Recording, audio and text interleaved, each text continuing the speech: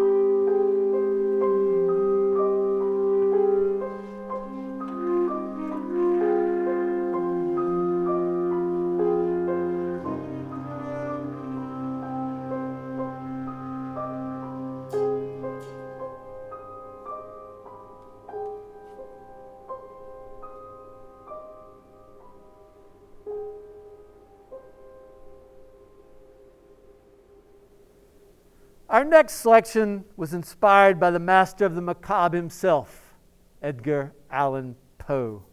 The chamber singers, my favorite kind, have screeched it out with an All Hallows Eve harmony as only they could. Our next blood-curdling piece. I hope you survive this musical journey through Poe's mind with Annabelle by Tim Tatcock. And if you can't survive the journey, at least you'll enjoy it.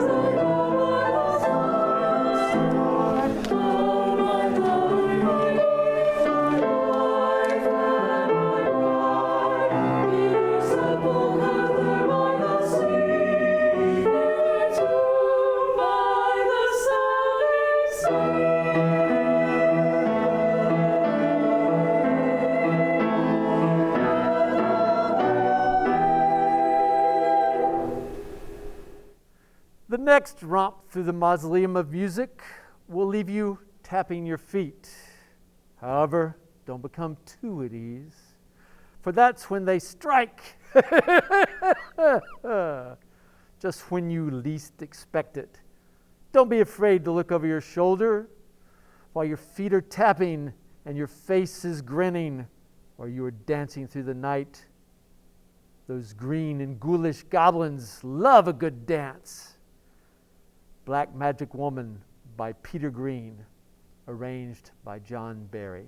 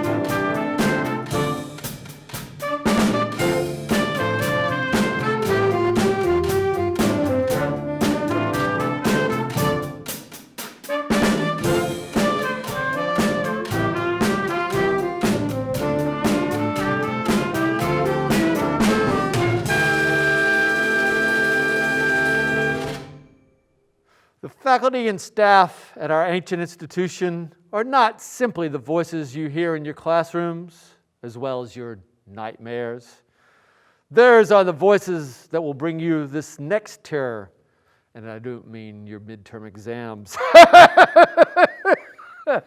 Let your imaginations take flight with this wickedly dreadful poem that seems to echo throughout the corridors during this delightfully ominous time of year.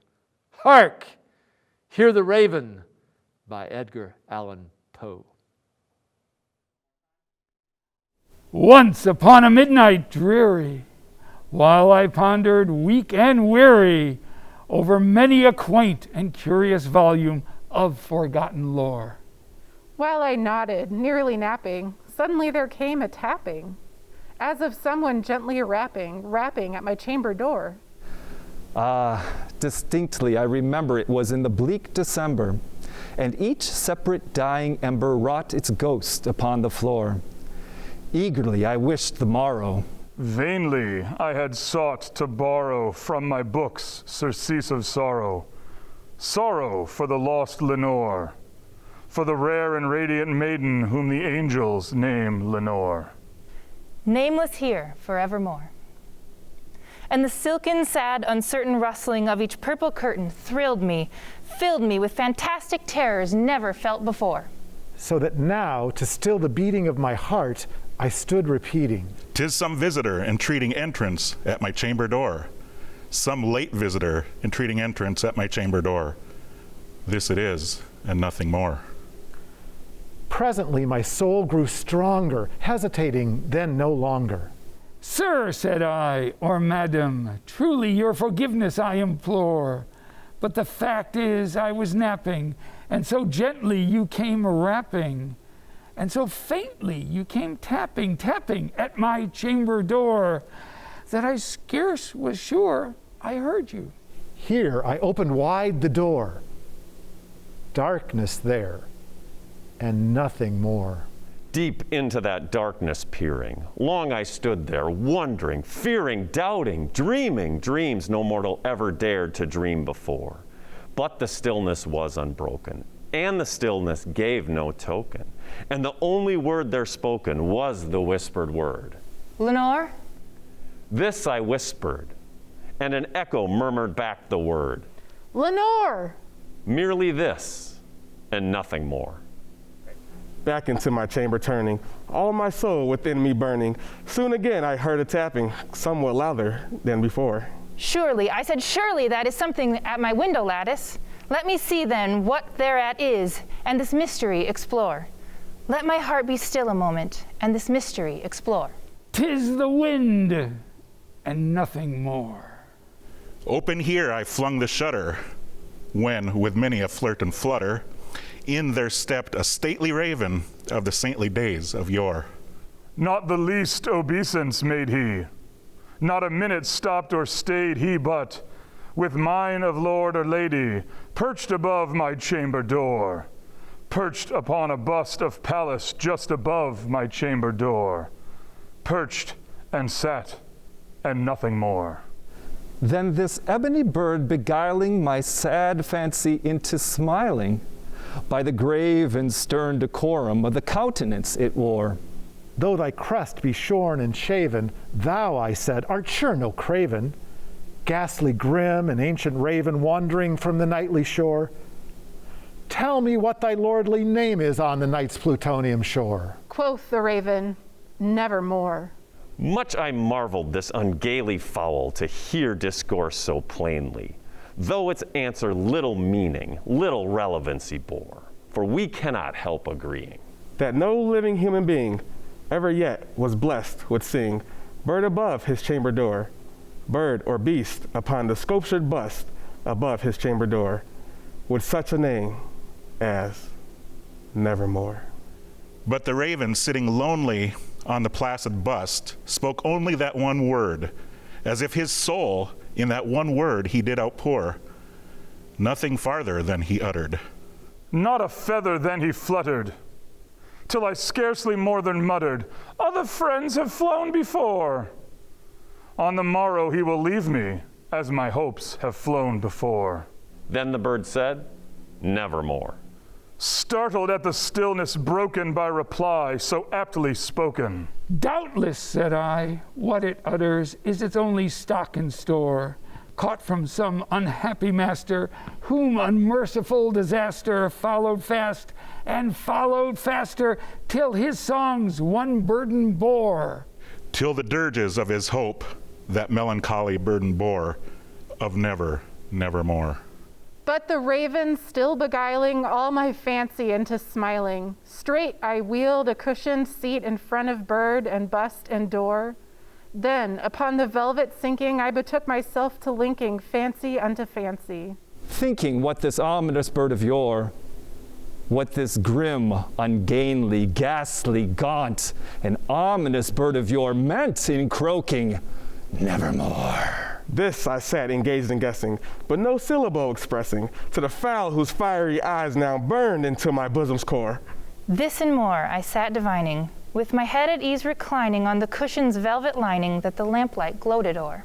But whose velvet violet lining with the lamplight gloating o'er, she shall press, nevermore. Then, methought, the air grew denser, perfumed from an unseen censer swung by seraphim whose footfalls tinkled on the tufted floor. Wretch, I cried, thy God hath lent thee, by these angels he hath sent thee respite. Respite and nepenthe from thy memories of Lenore. Quaff, oh quaff this kind nepenthe and forget this lost Lenore. Quoth the raven, nevermore.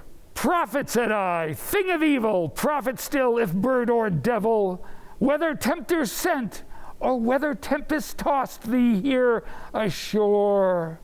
Desolate, yet all undaunted, on this desert land enchanted. On this home by horror haunted, tell me truly, I implore, is there balm in Gilead? Tell me, I implore. Quoth the raven, nevermore.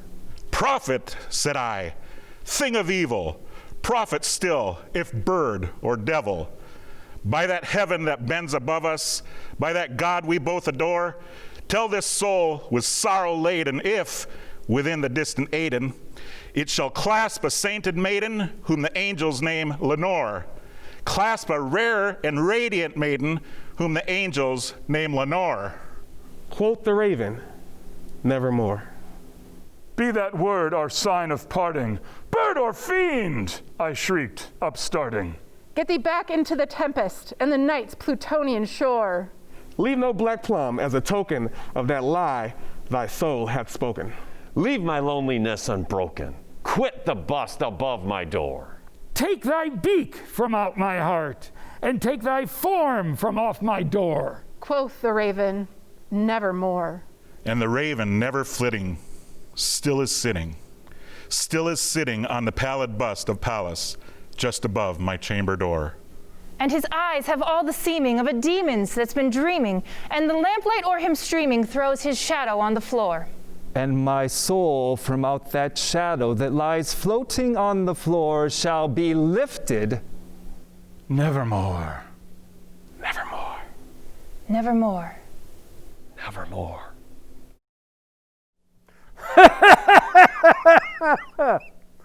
What is it you fear?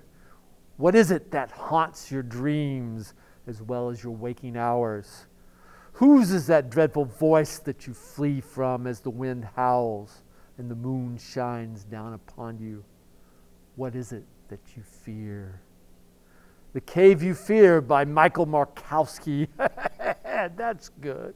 A good Transylvanian name if I ever heard one.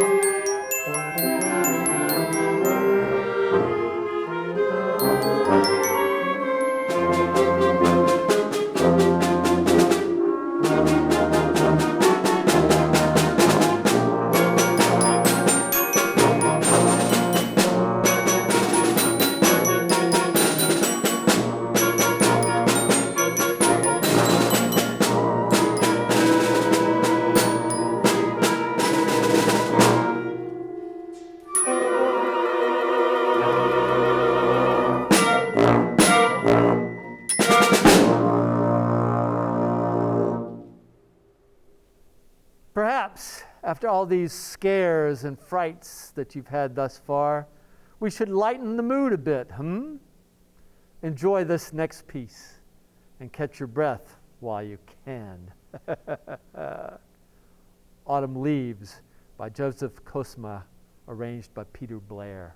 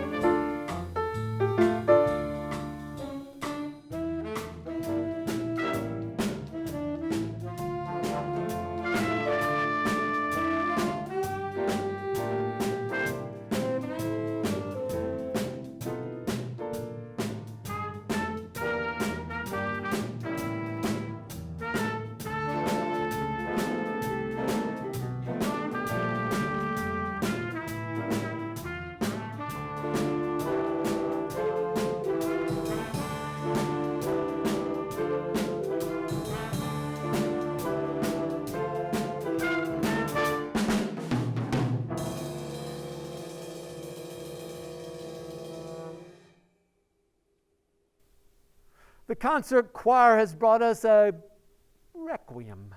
How fitting.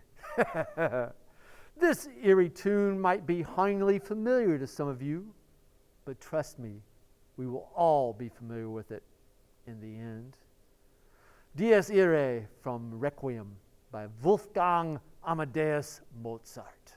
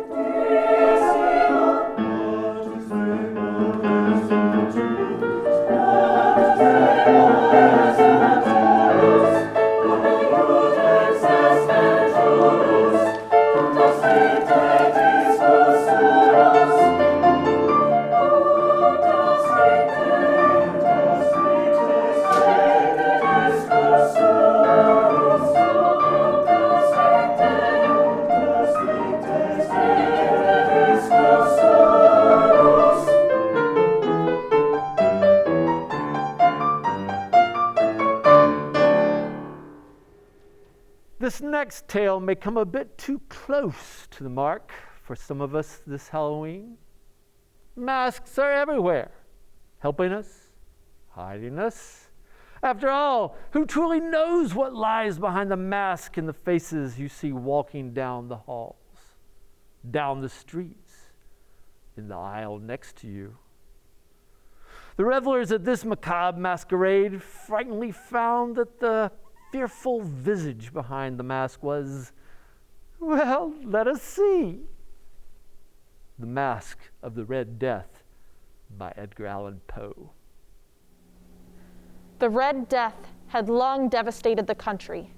No pestilence had ever been so fatal or so hideous. Blood was its avatar and its seal, the redness and the horror of blood. There were sharp pains and sudden dizziness, and then profuse bleeding at the pores with dissolution.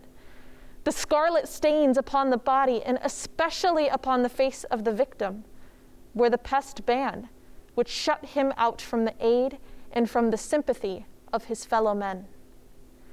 And the whole seizure, progress, and termination of the disease were the incidents of half an hour. But the Prince Prospero was happy and dauntless and sagacious. When his dominions were half depopulated, he summoned to his presence 1,000 hale and light-hearted friends from among the knights and dames of his court, and with these retired to the deep seclusion of one of his castellated abbeys. This was an extensive and magnificent structure, the creation of the prince's own eccentric yet august taste. A strong and lofty wall girdled it in. The wall had gates of iron. The courtiers, having entered, brought furnaces and massy hammers and welded the bolts. They resolved to leave means neither of ingress or egress to the sudden impulses of despair or of frenzy from within. The abbey was amply provisioned. With such precautions, the courtiers might bid defiance to contagion. The external world could take care of itself. In the meantime, it was folly to grieve or to think. The prince had provided all of the appliances of pleasure. There were buffoons, there were improvisatori, there were ballet dancers, there were musicians, there was beauty, there was wine. All these and security were within. Without was the Red Death. It was toward the close of the 5th or 6th month of his seclusion, and while the pestilence raged most furiously abroad, that the Prince Prospero entertained his 1,000 friends at a masked ball of the most unusual magnificence. It was a voluptuous scene, that masquerade. But first, let me tell of the rooms in which it was held. There were 7, an imperial suite. In many palaces, however, such suites form a long and straight vista, while the folding doors slide back nearly to the walls on either hand, so that the view of the whole extent is scarcely impeded. Here the case was very different, as might have been expected by the Duke's love of the bizarre. The apartments were so irregularly disposed that the vision embraced but little more than one at a time. There was a sharp turn at every 20 or 30 yards, and at each turn a novel effect. To the right and left, in the middle of each wall, a tall and narrow Gothic window looked out upon a closed corridor, which pursued the windings of the suite. These windows were of stained glass, whose color varied in accordance with the prevailing hue of the decorations of the chamber into which it opened. That at the eastern extremity was hung, for example, in blue, and vividly blue were its windows. The second chamber was purple in its ornaments and tapestries, and here the panes were purple. The third was green throughout, and so were the casements. The fourth was furnished and lighted with orange, the fifth with white, the sixth with violet. The 7th apartment was closely shrouded in black velvet tapestries that hung all over the ceiling and down the walls, falling in heavy folds upon a carpet of the same material and hue. But in this chamber only, the color of the windows failed to correspond with the decorations. The panes here were scarlet, a deep blood color. Now, in no one of the 7 apartments was there any lamp or candelabrum amid the profusion of golden ornaments that lay scattered to and fro or depended from the roof. There was no light of any kind emanating from lamp or candle within the suite of chambers. But in the corridors that followed the suite, there stood, opposite to each window, a heavy tripod bearing a brazier of fire that projected its rays through the tinted glass and so glaringly illumined the room. And thus were produced a multitude of gaudy and fantastic appearances. But in the western or black chamber, the effect of the firelight that streamed upon the dark hangings through the blood-tinted panes were ghastly in the extreme, and produced so wild a look upon the countenances of those who entered that there were few of the company bold enough to set foot within its precincts at all. It was in this apartment also that there stood against the western wall a gigantic clock of ebony. Its pendulum swung to and fro with a dull, heavy, and monotonous clang. And when the minute hand made the circuit of the face, and the hour was to be stricken, there came from the brazen lungs of the clock a sound which was clear and loud and deep and exceedingly musical, but of so peculiar a note and emphasis that at each lapse of an hour, the musicians of the orchestra were constrained to pause momentarily in their performance to hearken to the sound. And thus the waltzers perforce ceased their evolutions, and there was a brief disconcert of the whole gay company. And while the chimes of the clock yet rang, it was observed that the giddiest grew pale, and the more aged and sedate passed their hands over their brows as if in confused reverie or meditation. But when the echoes had fully ceased, a light laughter at once pervaded the assembly. The musicians looked at each other and smiled, as if their own nervousness and folly and made whispering vows each to the other that the next chiming of the clock should produce no similar emotion. And then, after the lapse of 60 minutes, which embraced 3,600 seconds of the time that flies, there came yet another chiming of the clock. And then were the same disconcert and tremulousness and meditation as before. But in spite of these things, it was a gay and magnificent revel. The tastes of the Duke were peculiar. He had a fine eye for colors and effects. He disregarded the decora of mere fashion. His plans were bold and fiery, and his conceptions glowed with barbaric lust. There are some who would have thought him mad. His followers felt that he was not. It was necessary to hear and see and touch him to make sure that he was not. He had directed, in great part, the movable embellishments of the 7 chambers upon occasion of the great fete. And it was his own guiding taste which had given character to the masqueraders. Be sure they were grotesque. There were much glare and glitter and piquancy and phantasm. There were arabesque figures with unsuited limbs and appointments. There were delirious fancies, such as the madman fashions. There was much of the beautiful, much of the wanton, much of the bizarre, something of the terrible, and not a little of that which might have excited disgust. To and fro in the 7 chambers there stalked, in fact, a multitude of dreams. And these, the dreams, writhed in and about, taking hue from the rooms and causing the wild music of the orchestra to seem as the echo of their steps.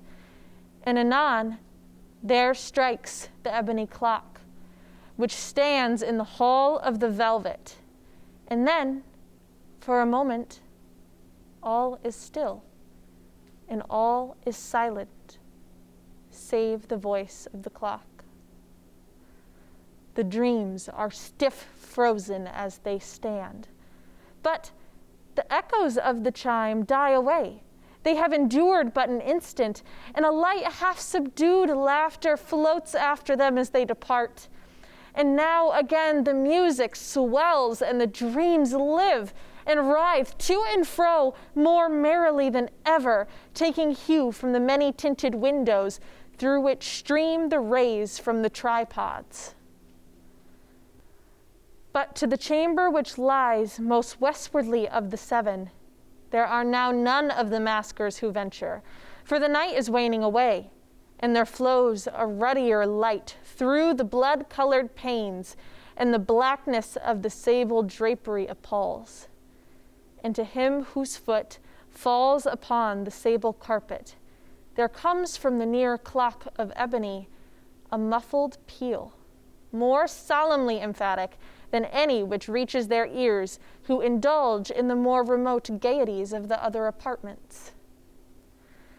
But these other apartments were densely crowded, and in them beat feverishly the heart of life, and the revel went winningly on until at length there commenced the sounding of midnight upon the clock. And then the music ceased, as I have told, and the evolutions of the waltzers were quieted, and there was an uneasy cessation of all things as before. But now there were 12 strokes to be sounded by the bell of the clock. And thus it happened perhaps that more of thought crept, with more of time, into the meditations of the thoughtful among those who reveled. And thus too it happened, perhaps, that before the last echoes of the last chime had utterly sunk into silence, there were many individuals in the crowd who had found leisure to become aware of the presence of a masked figure which had arrested the attention of no single individual before.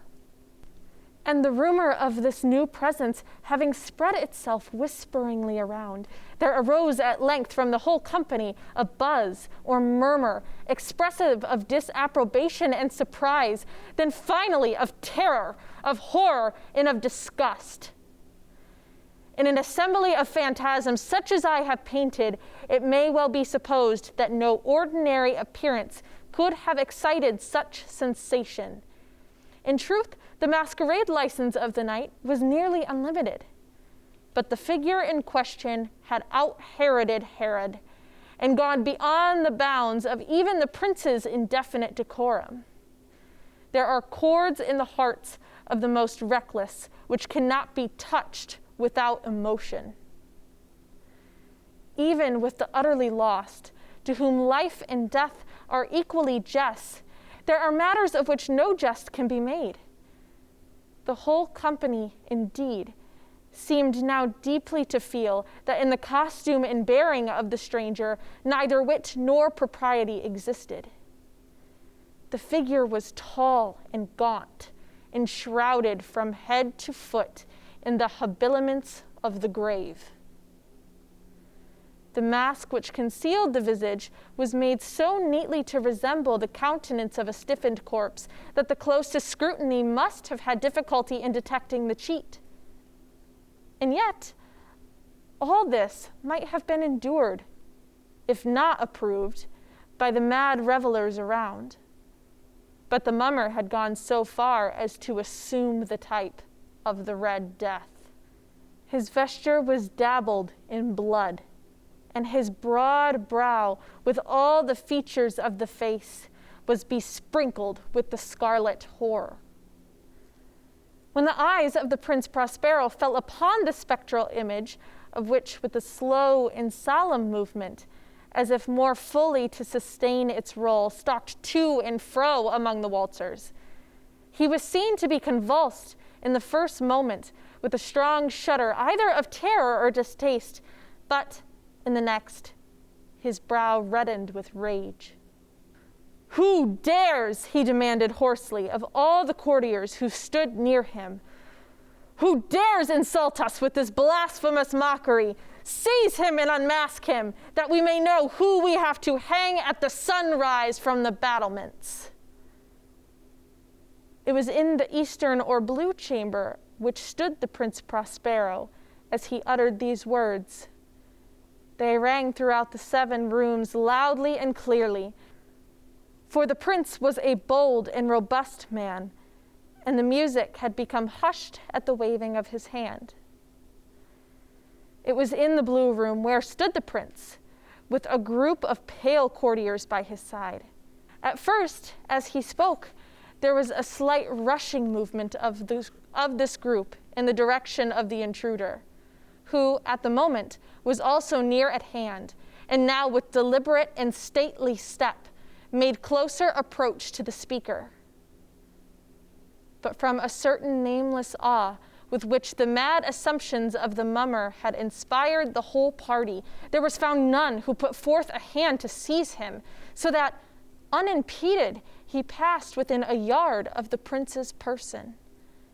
And while the vast assembly, as if with one impulse, shrank from the centers of the rooms to the walls, he made his way uninterruptedly, but with the same solemn and measured step which had distinguished him from the first, through the blue chamber to the purple, through the purple to the green, through the green to the orange, through this again to the white, and even thence to the violet, ere a decided movement had been made to arrest him. It was then, however, that the Prince Prospero, maddening with rage and the shame of his own momentary cowardice, rushed hurriedly through the 6 chambers, while none followed him on account of deadly terror that had seized upon all. He bore aloft a drawn dagger, and had approached in rapid impetuosity to within 3 or 4 feet of the retreating figure, when the latter, having attained the extremity of the velvet apartment, turned suddenly and confronted his pursuer. There was a sharp cry, and the dagger dropped, gleaming upon the sable carpet, upon which, instantly afterwards, fell prostrate in death the Prince Prospero. Then, summoning the wild courage of despair, A throng of the revelers at once threw themselves into the black apartment, and seizing the mummer, whose tall figure stood erect and motionless within the shadow of the ebony clock, gasped in unutterable horror at finding the grave cerements and corpse-like mask, which they handled with so violent a rudeness, untenanted by any tangible form. And now was acknowledged the presence of the Red Death. He had come like a thief in the night, and one by one dropped the revelers in the blood-bedewed halls of their revel, and died each in the despairing posture of his fall. And the life of the ebony clock went out with that of the last of the gay. And the flames of the tripods expired, and darkness and decay and the Red Death held illimitable dominion over all. Double, double, toil and trouble, fire burn and cauldron bubble. We can't have Halloween without a dreadfully dark cackle, now can we? By the pricking of my thumbs, something wicked this way comes. Witchcraft by Cy Coleman, Carolyn Lee, arranged by Mark Taylor.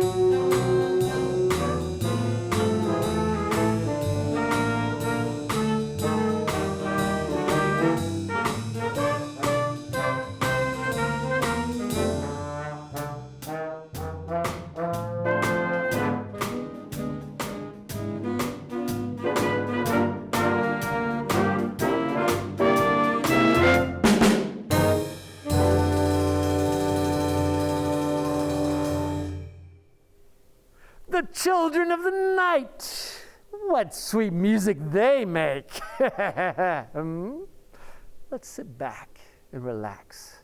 I'm certain you'll be completely safe as you listen to this next piece. What? You don't trust me? Treble Choir, Dream Within a Dream by Ruth Morris Gray.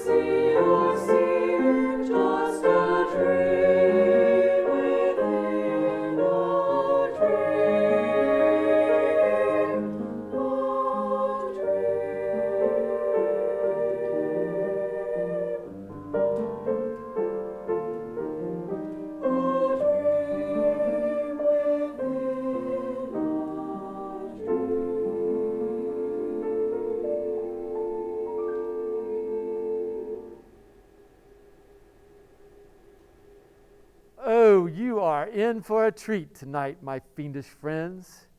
This next musical piece is a must at all the ghoulish get-togethers.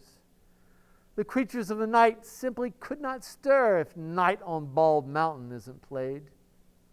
By Modest Mussorgsky, arranged by Mark Williams.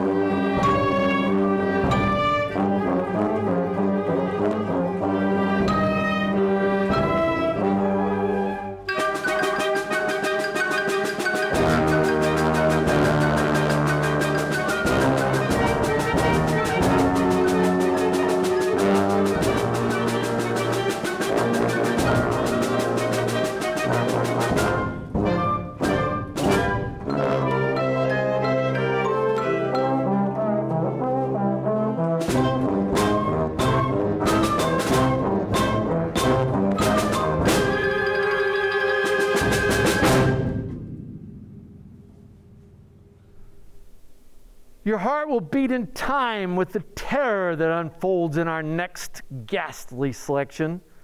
Strap in tight, dear friends, for what you are about to experience is not for the faint of heart, shall we say?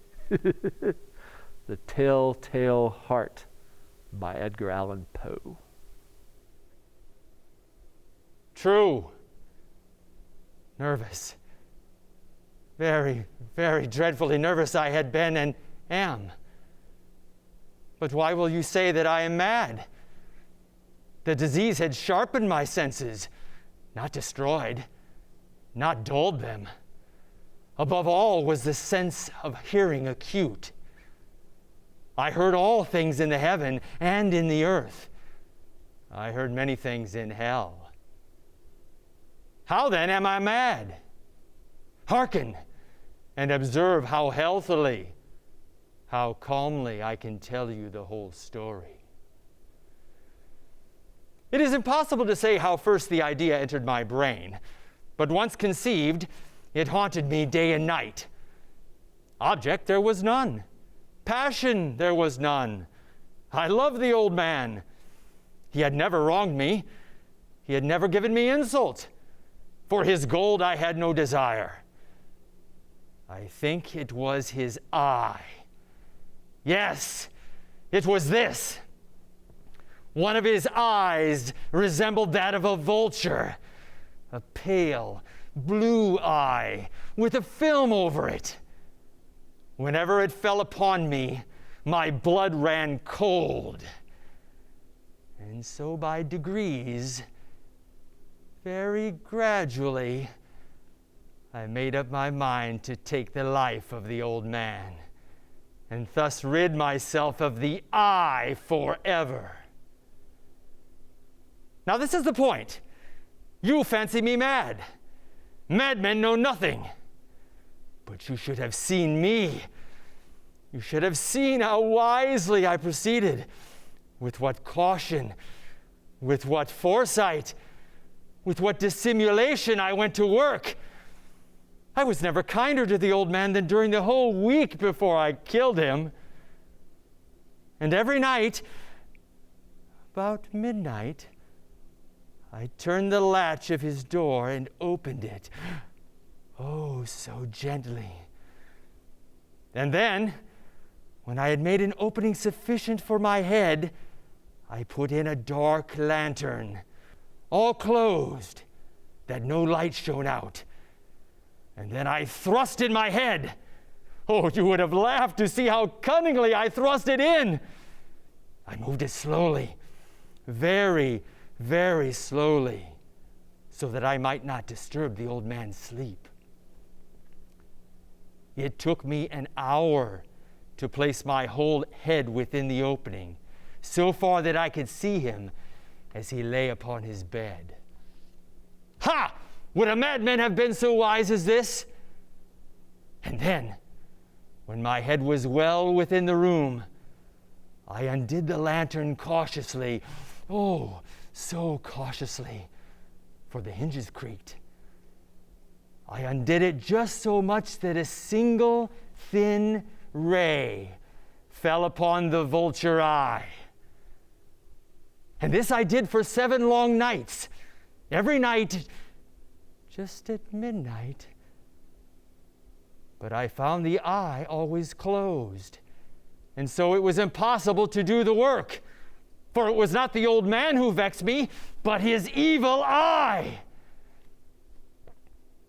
And every morning, when the day broke, I went boldly into the chamber and spoke courageously to him, calling him by name in a hearty tone and inquiring how he had passed the night. So you see, he would have been a very profound old man indeed to suspect that every night, just at 12, I looked in upon him while he slept. Upon the 8th night, I was more than usually cautious in opening the door. A watch's minute hand moves more quickly than did mine. Never before that night had I felt the extent of my own powers, of my sagacity. I could scarcely contain my feelings of triumph To think that there I was, opening the door little by little, and he not even to dream of my secret deeds or thoughts. I fairly chuckled at the idea. And perhaps he heard me, for he moved on the bed suddenly as if startled.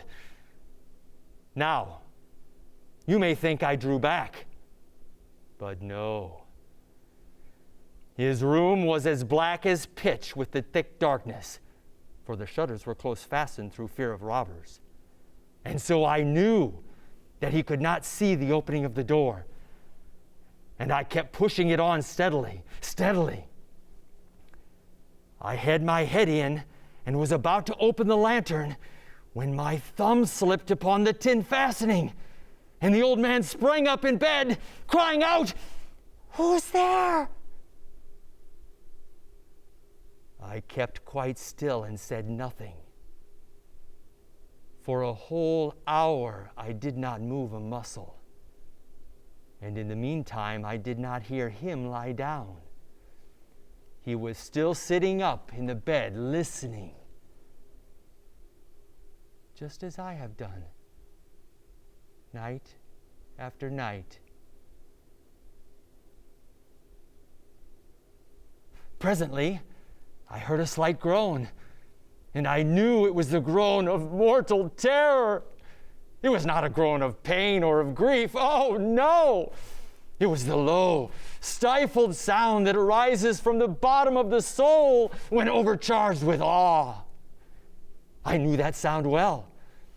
Many a night, just at midnight, when all the world slept, it has welled up from my own bosom, deepening with its dreadful echo the terrors that distracted me.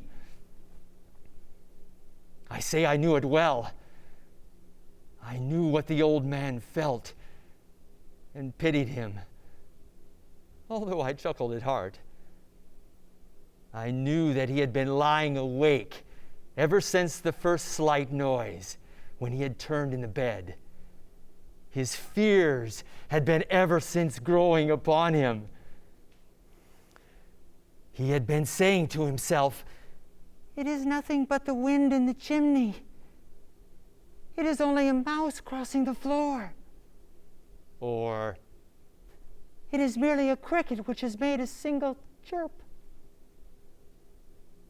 Yes, he had been trying to comfort himself with these suppositions, but he had found all in vain.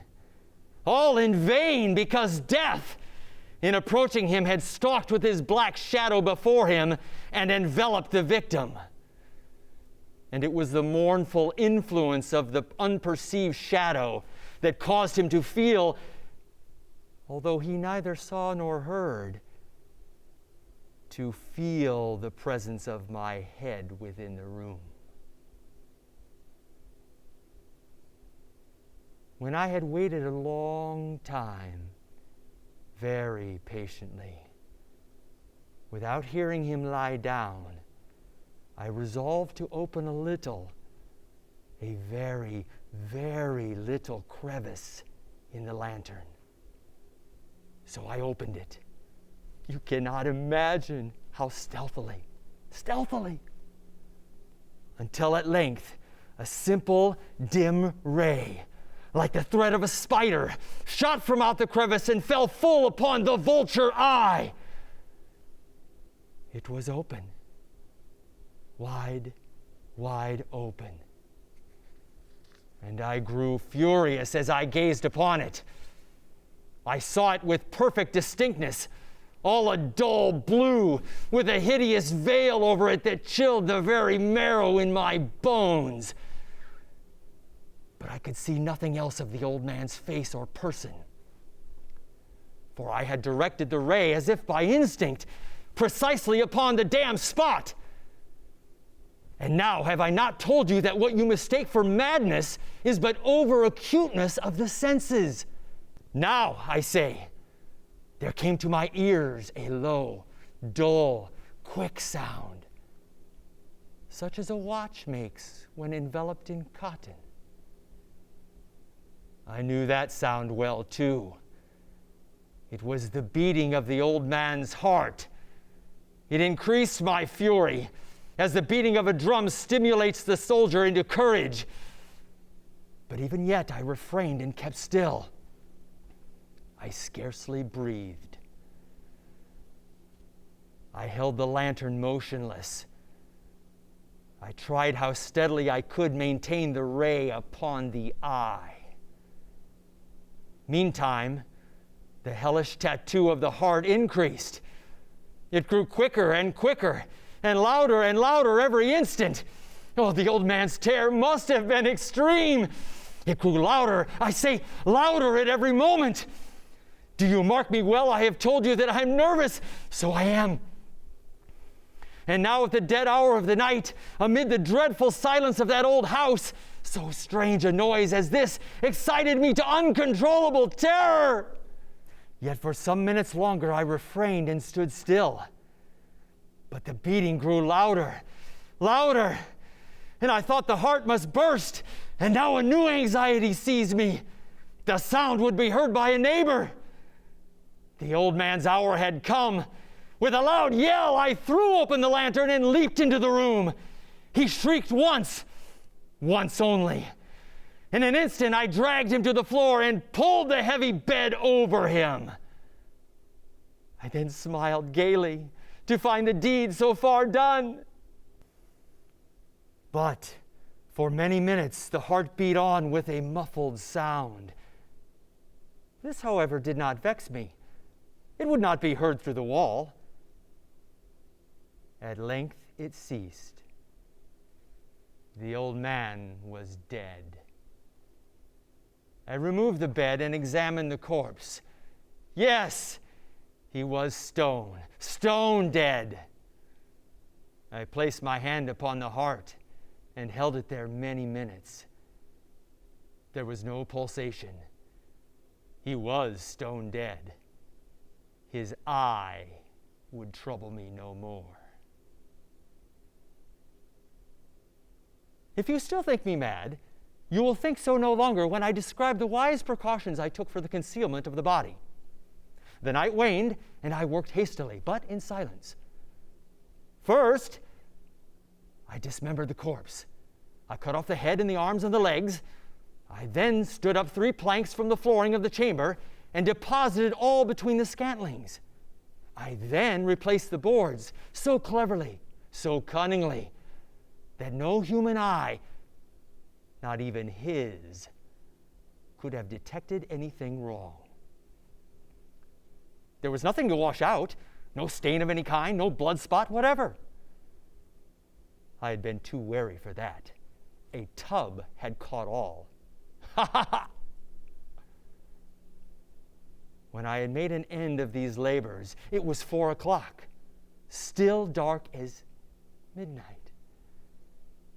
As the bell sounded the hour, there came a knocking at the street door. I went down to open it with a light heart, for what had I now to fear? There entered 3 men, who introduced themselves, with perfect suavity, as officers of the police. A shriek had been heard by a neighbor during the night. Suspicion of foul play had been aroused. Information had been lodged at the police office, and they, the officers, had been deputed to search the premises. I smiled, for what had I to fear? I bade the gentleman welcome. The shriek, I said, was my own in a dream.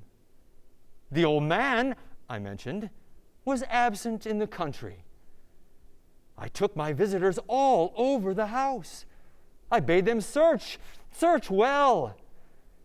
I led them at length to his chamber. I showed them his treasures, secure, undisturbed. In the enthusiasm of my confidence, I brought chairs into the room and desired them here to rest their fatigues, while I myself, in the wild audacity of my perfect triumph, placed my own seat upon the very spot beneath which reposed the corpse of the victim. The officers were satisfied. My manner had convinced them. I was singularly at ease. They sat, and while I answered cheerily, they chatted of familiar things. But ere long, I felt myself getting pale and wished them gone. My head ached, and I fancied a ringing in my ears. But still they sat and still chatted. The ringing became more distinct. It continued and became more distinct. I talked more freely to get rid of the feeling, but it continued and gained definiteness, until at length I found the noise was not within my ears. No doubt I now grew very pale, but I talked more fluently and with a heightened voice, yet the sound increased. And what could I do? It was a low, dull, quick sound, much such a sound as a watch makes when enveloped in cotton. I gasped for breath, and yet the officers heard it not. I talked more quickly, more vehemently, but the noise steadily increased. I arose and argued about trifles in a high key and with violent gesticulations, but the noise steadily increased. Why would they not be gone? I paced the floor to and fro with heavy strides, as if excited to fury by the observation of the men, but the noise steadily increased. Oh God, what could I do? I foamed, I raved, I swore. I swung the chair upon which I had been sitting and grated it upon the boards, but the noise arose over all and continually increased. It grew louder, louder, louder, and still the men chatted pleasantly and smiled. Was it possible they heard not? Almighty God! No, no! They heard. They suspected. They knew. They were making a mockery of my horror. This I thought, and this I think. Anything was more tolerable than this derision. I could bear those hypocritical smiles no longer. I felt that I must scream or die. And now, again, hark! Louder, louder, louder, louder! Villains, I shrieked! Dissemble no more! I admit the deed! Tear up the planks! Here! Here! It is the beating of his hideous heart!